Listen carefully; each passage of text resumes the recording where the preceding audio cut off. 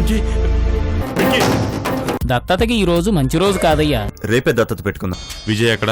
మమ్మల్ని అడిగితే మాకేం తెలుస్తుంది? వాటికి మాకు ఏ సంబంధం లేదు. సంబంధం ఉందో లేదో నేను నిరూపిస్తాను. మీ రౌడీల నుంచి పింకీని కాపాడుకున్నాను. తను కళ్ళు తెరిచిన మరుక్షణం మీ బ్రతుకులు బయటపడతాయి. మిమ్మల్ని శాశ్వతంగా శ్రీకృష్ణ జన్మస్థానానికి పంపిస్తాను. రెడీగా ఉండండి. బెదిరిస్తున్నారా? జాగ్రత్త పడమంటున్నాను.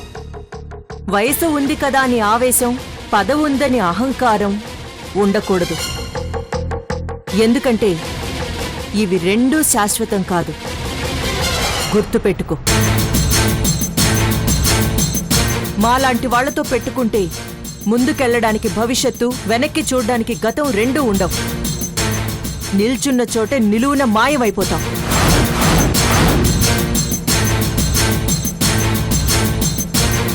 నువ్వు వేసుకున్న డ్రెస్కి విలువిచ్చొచ్చాను. ఆ డ్రెస్ వెనుకున్న నీ బాడీ డెడ్ బాడీ కాకూడదని హెచ్చరించి మరీ వెళ్తున్నాను. Good bye.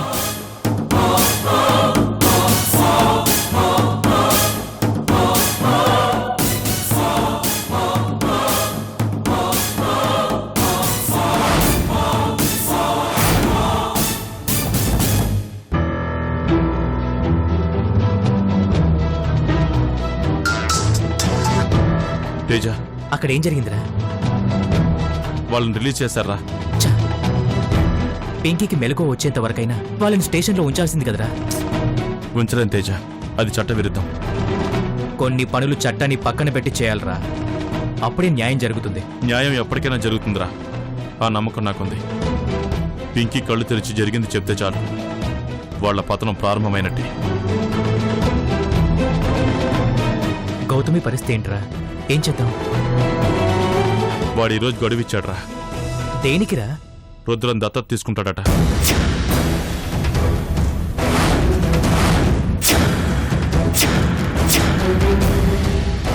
ముందు రుద్రని, తర్వాత గౌతమ్ని దక్కించుకుంటానని ఛాలెంజ్ చేశాడు. ఎలాగైనా ఈ దత్తతని ఆపాలరా కృష్ణ. ఆ పని చేయబోతున్నాను రా. కానీ వాడెక్కడ షిఫ్ట్ అయ్యాడో తెలియదు కదరా. తెలుసుకుంటాను. 24 గంటలు గడువిచ్చాడు కదా, జల్లెడు పడతాను. వాళ్ళని ఎక్కడైనా వెతుకుతావురా? వెతుకుతాను రా. నా శక్తి ఉన్నంత వరకు వెతుకుతాను. నువ్వు పింకీని జాగ్రత్తగా చూసుకో. అలాగేరా, నువ్వు జాగ్రత్తరా.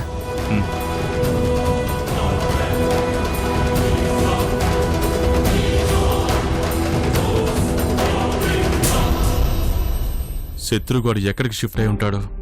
వాడికి ఉన్న అన్ని గెస్ట్ హౌస్లు, ఫామ్ హౌస్లు వెతికాను. ఎక్కడ దాచుంటాడు?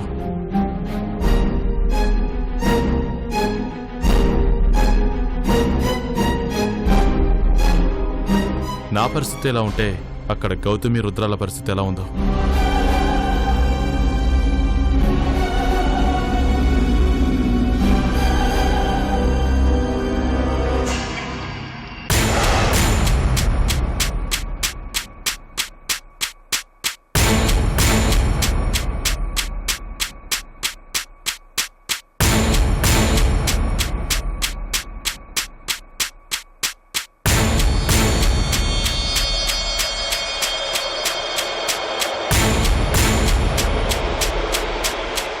ఏమైంది సార్? ఏమైందో ఏటో మీ మాట నీకు చెప్పలేదటే. ఇప్పుడు ఆ కృష్ణగాడు ఏ కనుకుంటే మేకాయ కూర్చున్నాడు, పోలీస్ స్టేషన్ పిలిచి బాగా దగ్గొట్టించాడు. అన్నట్టు మా చిట్టిల్ రాని ఏం చేస్తున్నాయో గదిలోనే ఆలు పోసిపోతుంది రమ్మను. అదేంటి సార్, ఆవిడ మీతోటే కదా పోలీస్ స్టేషన్కి వచ్చారు? అంటే రిటర్న్ ఆశ్రమానికి రాలేదా పోలీస్ స్టేషన్ నుంచి? నేను ఇందాకే వచ్చాను సార్. అప్పటి నుంచి ఇక్కడ ఎవరూ లేరు. కొంప తీసి రాణి బిసానగానే ఎత్తేసిందేటి ఇక్కడి నుంచి. ఆగు, ఫోన్ చేస్తాను.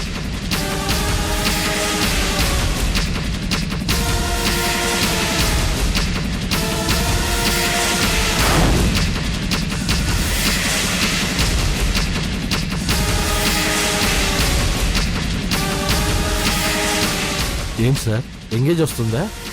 ఎస్కేప్ అయినట్టు కనపడుతుందా లాయరా? ఎందుకైనా మంచిది నువ్వు మీ మాత రూమ్లోకి వెళ్ళి బాగా త్వరగా అన్ని చెక్ వెళ్ళు.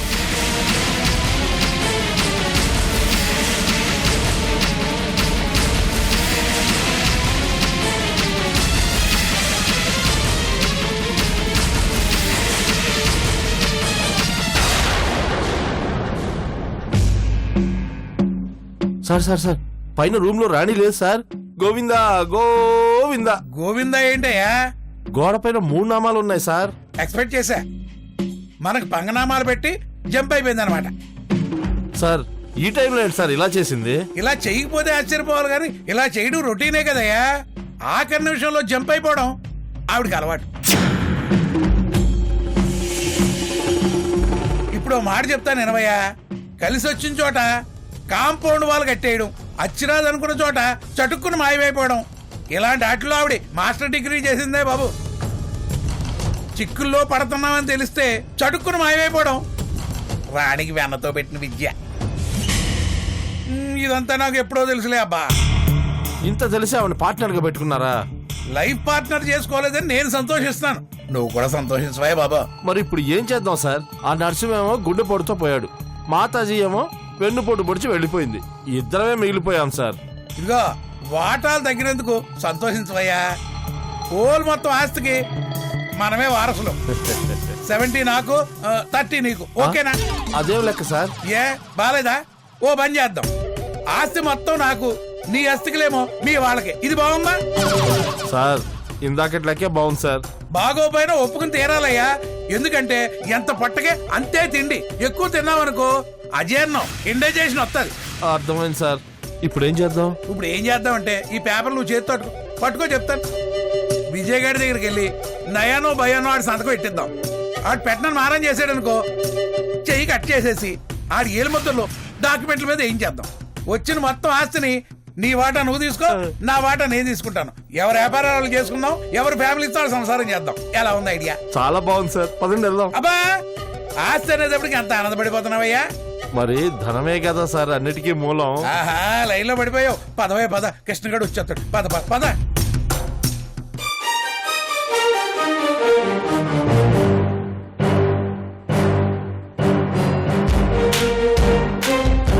మీరు వెళ్ళాక మాతాజీ వాళ్ళు నాతో బెదిరింపు ధోరణిలో మాట్లాడారు సార్. నో డౌట్ జరుగుతున్న ప్రమాదాల వెనుక వాళ్ళ హస్తం ఖచ్చితంగా ఉంది. ఇది నేను ఎప్పుడో ఊహించాను పోచమ్మ గారు. కానీ సరైన సాక్ష్యాలు లేక వాళ్ళని వదిలేయాల్సి వచ్చింది. ఇప్పుడు వదిలేసి కూడా తప్పు చేసామేమో సార్. కోర్టు ద్వారా ఆర్డర్ తెచ్చుకొని వాళ్ళని కస్టడీలో ఉంచాల్సింది. లేదు, వాళ్ళని బంధించి మనం ఎన్ని ఎంక్వైరీలు చేసినా నిజాలు బయటికి రావు. పైగా మాతాజీని గుడ్డిగా నమ్మే మూఢభక్తులు ఆందోళనకు దిగే అవకాశం ఉంది.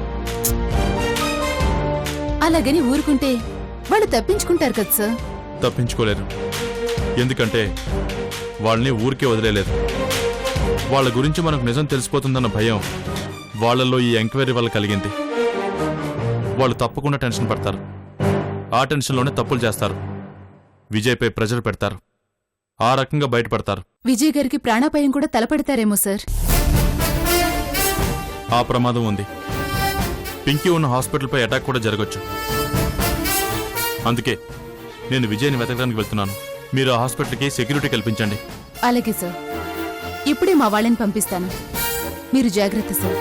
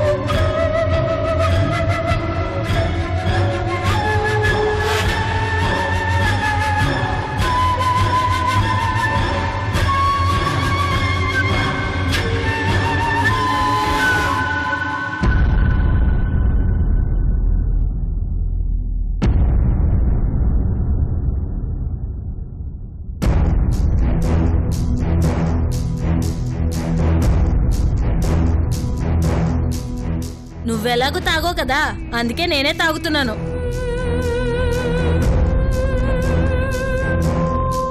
ఇదిగో, మొగుడు చచ్చిన ఆడదాన్లా అలా ఎప్పుడు ఏడుస్తూ కూర్చునే ఆడదంటే ఏ మగాడికైనా చిరాకే. చెప్పేది నీకే, ఇదేమీ నీ పుట్టిల్లు కాదు. నువ్వు కోరుకున్నది నెరవేర్చుకోవడానికి. అత్తారిల్లు కాదు, అలకపాను పెక్కడానికి. చెరసాలిది. నీదేమి చెల్లుబాటు కాని చోటిది. అర్థం చేసుకుని మసులుకో. ఆనందంగా ఉంటావు, సుఖపడతావు. లేదంటే నీ గతి అదోగతే. నా కృష్ణ చెక్క నీ గతి ఏమవుతుందో అది ఆలోచించుకో.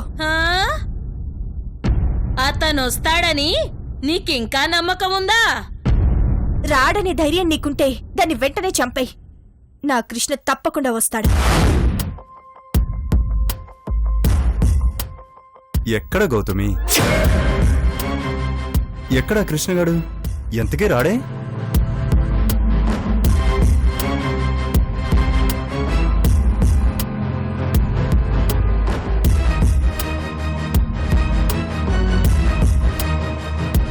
ఇవాళ దత్తత అని చెప్పాను, ఈ అడ్రస్ చెప్పాను, అయినా రాడే. ఎప్పుడొస్తాడమ్మా? వస్తాడా రాడా?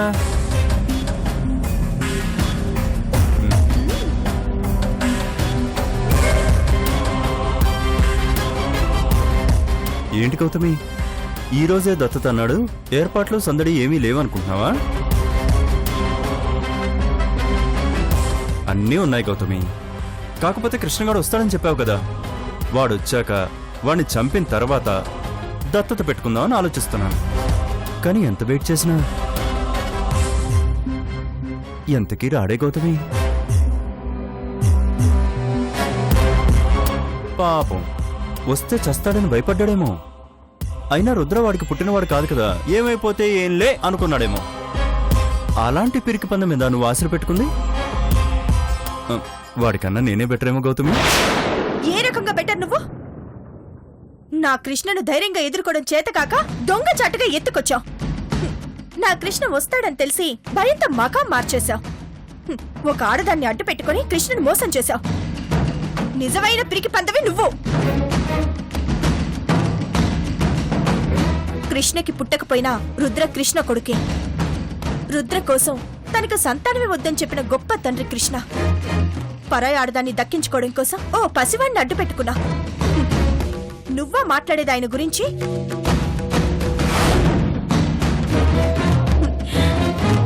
ఆయన రాలేదని ఎగతాళి చేయడం కాదు, ఆయన ఇంకా రాలేదని ఆనందపడు. నీ ఆయుష్ ఇంకాస్త పెరిగిందని సంతోషపడు. ఆయన వచ్చేలోపు తినాలనుకున్నవన్నీ తినేయి. ఆఖరి కోరికలు తీరని కోరికలు ఏమైనా ఉన్నాయనుకో, అవన్నీ తీర్చుకో. దేవుడిపైన నమ్మకం ఉంటే ఆయన చేతిలో ఈజీగా ప్రాణాలు పోవాలని వేడుకో. ఆయన రావడం ఖాయం, నువ్వు చావడం ఖాయం.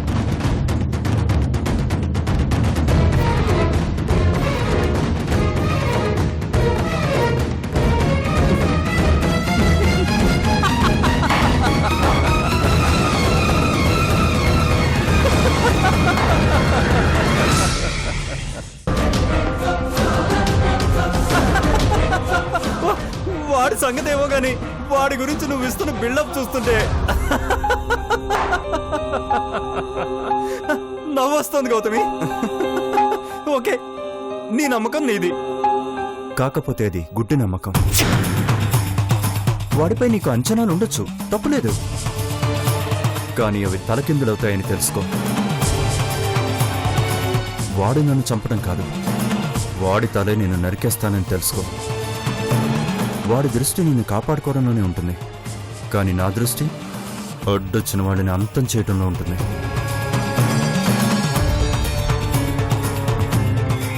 గెలుపు ఎవరిదో చెప్పడానికి ఎన్నో మాటలు చెప్పనవసరం లేదు. ఒక్క మాట చెప్తాను విను. బతికున్న నీకోసమే వాడు అంతగా ట్రై చేస్తాయి. చచ్చిపోయిన నా చెల్లెల్ని మళ్ళీ పుట్టించడానికి నేనెంత ట్రై చేయాలి?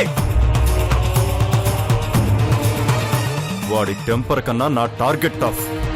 వాడి వేగం కన్నా నా విల్ పవర్ పెద్దదే. నేను దెబ్బతిన్నవాణ్ణి, దెబ్బ కొట్టడానికే ట్రై చేస్తాను. Wait and see.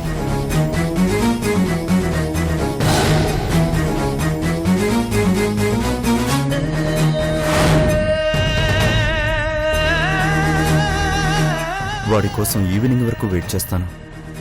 అప్పటికీ రాకపోతే రేపు దత్తత ఆగదు, వాడి చావు ఆగదు, ఎల్లుండి నీతో శోభనమూ ఆగదు. ఇది ఫిక్స్.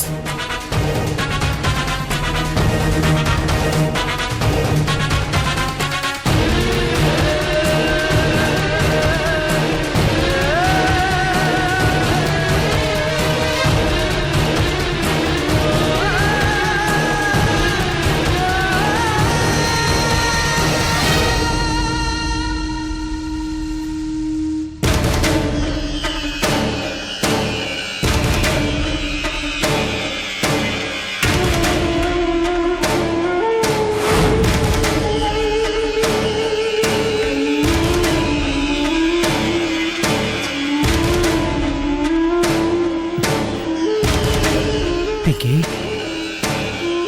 పింకీ రై, నా పాప ఎక్కడరా? నా పింకీ నాకు చూపించండి రా.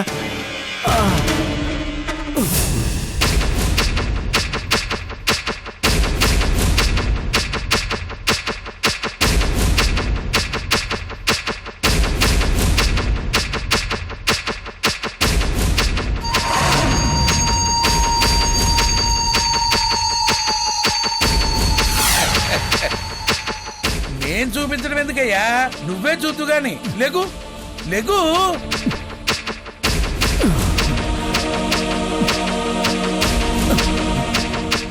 మనిషి కష్టం రావచ్చు కానీ మరీ ఇంత కష్టం రాకూడదయ్యా. తట్టుకోవడం కష్టం. ఏమంటావయ్యా లాయరు? మరే మామూలు మనుషులైతే ఈ పాటికి ప్రాణాలు ఎప్పుడో పోయి ఉండేవి. చూడు విజయబాబు, నువ్వు ఈశ్వర ప్రసాద్ తమ్ముడు కాబట్టి, ఆయన కారణ జన్ముడు కాబట్టి కస కస కసమని అన్ని కత్తిపోట్లు తిన్నా కొస ప్రాణం కోతంత మిగిలింది. ఆ మిగిలిన కొస ప్రాణానికి కాతంత రెస్పెక్ట్ ఇవ్వయ్యా.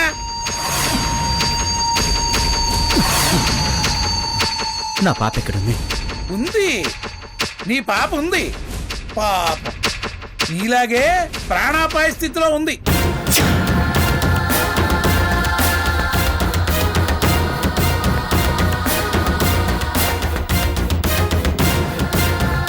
ఏమైంది నా పాపకి? ఏముందయ్యా, నీలాగే వెళ్ళిపోతానని మారం చేసింది. మేం పంపలేదు. మేం పంపించకపోతే ఆ అమ్మాయి పారిపోయింది. వెళ్ళిపోయి రాయి మీద పడింది, తల పగిలింది, కోమాలోకి వెళ్ళింది. ఇదిగో ఇదిగో, నువ్వు వెళ్ళి పలకరిస్తే యమలోకానికి వెళ్ళిపోయేటటువంటి ప్రాణం తక్కువ వెనక్కి వస్తుందని డాక్టర్లు చెప్పారని రౌడీ ఫెలోస్ నాకు చెప్పారు. నేను నీకు చెప్తున్నా. పాప, నా పాప ఏ హాస్పిటల్లో ఉంది? సాయి నర్సింగ్ హోమ్ లో ఉంది. మీ కృష్ణ గారే జరిపించారు. వాడి ఫ్రెండ్ తేజ కాపలాగా ఉన్నాడు. పింకీ పింకీ, నేను వస్తున్నానమ్మా. అయ్యో అయ్యో అయ్యో, తొందర పడకయ్యా. అలా కూర్చో కూర్చో, చెప్తాను కూర్చో. అక్కడ అక్కడ నా పాప ప్రాణాపాయ స్థితిలో ఉంది. ఉంటుంది మరి. నీలాంటి అసమర్థుడైనటువంటి తండ్రికి కూతురుగా పుట్టినందుకు దానికి ఉంటుంది. సంకనాకి పోతుంది.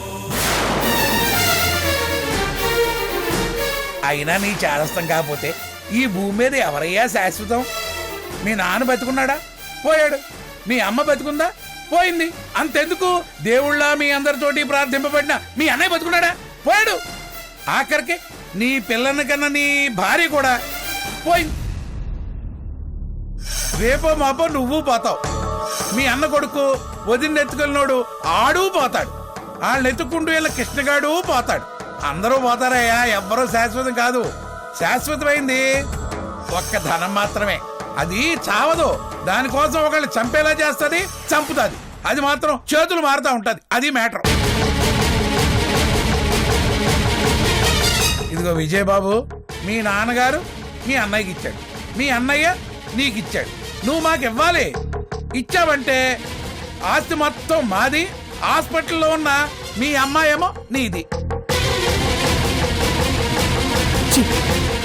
అసలు నువ్వు మర్చిపోయినా? అసలు మనిషినని ఎవరన్నారా బాబు? అసలు నాకు తెలియగడుగుతాను. ఆస్తి కోసం కన్నబిడ్డను కూడా బలి చేయడానికి రెడీగా ఉన్న నువ్వు అసలు మనిషివేనా? డౌటే సార్. అది పేదలకి చెందాలి, మీలాంటి పాపాత్ములకు కాదు. మేం కూడా పేదవాళ్ళమే బాబు, గొప్పవాళ్ళమైనా ఎవరున్నారు? ఇప్పుడు జూబ్లీ హిల్స్ లో బంగ్లా కట్టుకోవాలని, ఖరీదైన కారులో తిరగాలని, విమానాల్లో ఎగరాలని మాకు కోరికలు ఉన్నాయి.